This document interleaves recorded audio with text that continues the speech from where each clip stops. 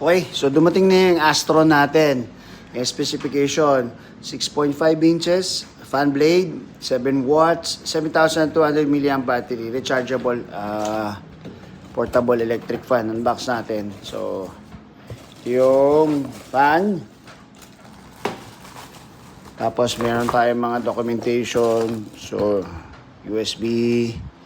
Tapos meron tayong picture ni Coco Martin. No, warranty card. Tapos yung manual. Set aside muna natin yan. Focus tayo dito sa fan. So, ito yung fan. Pagkabili mo, ganyan ang itsura niya. Nabili ko to sa Lazada. Napakamura. Parang 600 pesos lang. So, ayan siya. Ganyan.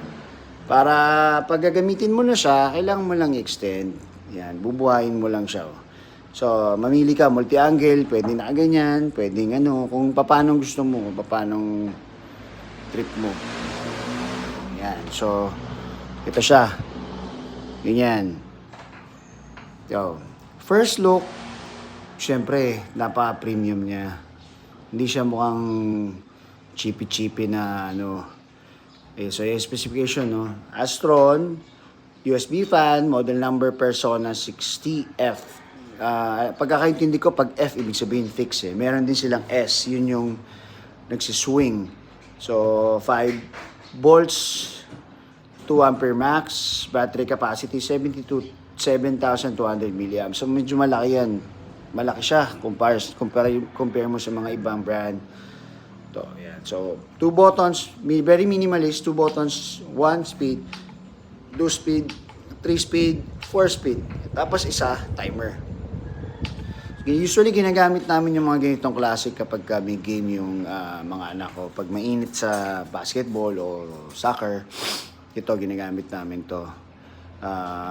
The same time, sa camping, pag nagka-camp kami, hindi ko na kinuha yung swiveling kasi meron akong thinking na kapag mas maraming gumagalaw, mas maraming magkakos ng sira.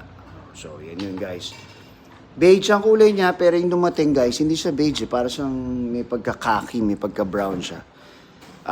Very premium yung design niya, yung itsura niya, yung quality. Kung based on specification, tatagal siya ng 5.2 hanggang 21 hours. Yung ganong klase sa 600 pesos, medyo value for the money na yan. Ka na magangad pa ng mas dyan.